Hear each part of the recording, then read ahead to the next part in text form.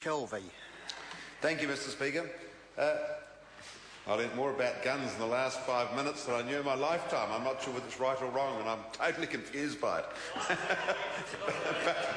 but it was certainly a masterpiece of a speech on guns.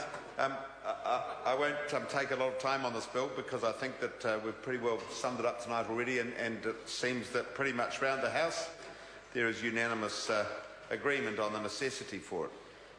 I want to comment briefly on the eloquent introduction by the Minister, by Minister Tolley, and certainly by the Chairman of the Law and Order Select Committee, Jackie Dean, on this bill. It seeks to alter the Arms Act of 1983 to define a military-style firearm, and we've heard a lot about that from the last speaker, versus a traditional hunting gun, I guess, and provide for an appeal process for those people bringing guns into the country who think they should not be included in this legislation, and also places restrictions on air guns that replicate real guns. And there are currently no restrictions on the imports of those types of guns. And if you go online and have a look at the types of air gun that you can import, it's quite staggering. The models of them replicate all sorts of real live guns, and certainly I think creates quite a dangerous position in our community where anyone can get a hold of these types of guns, and certainly they are threatening to those around us. And police estimate that this type of event where people use these guns to threaten people take place on an average of about once a week, which is pretty worrying when you think about it from that perspective, and the ramifications of that, of course, can be pretty serious as well.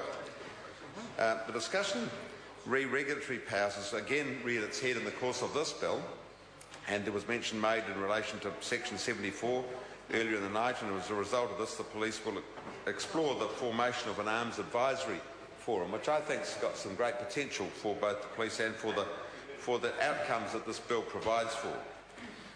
Unfortunately, as with everything else in any country in the world, the vast majority of law-abiding and citizens who deal with life in general without threatening anyone and without causing any problem are again being compromised by the activities of very few people who use this type of armoury and this type of environment to create problems for the rest of us. And it's a great shame that we've got to legislate to restrict the activities of a whole lot of people when in fact it's only a very few people that are causing that problem.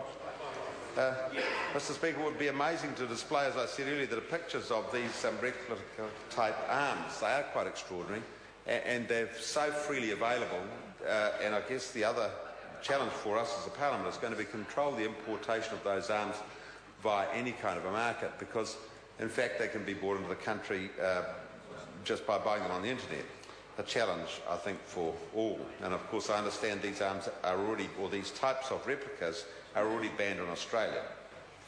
The Rangitikei electorate is the home of Linton, Nahakia and Wairau, has a special interest in the type of legislation, as our firing ranges at all three of those locations are the recipients of some very real military weaponry as it's tested. And I think that we probably have more military-type guns owned by the military, in fact, in the Rangitikei than any other part of New Zealand.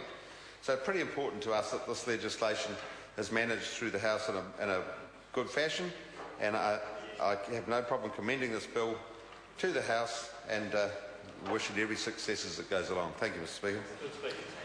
The Honourable Phil Goff. Mr. Speaker, Labor supports the arms military-style semi-automatic firearms and import control.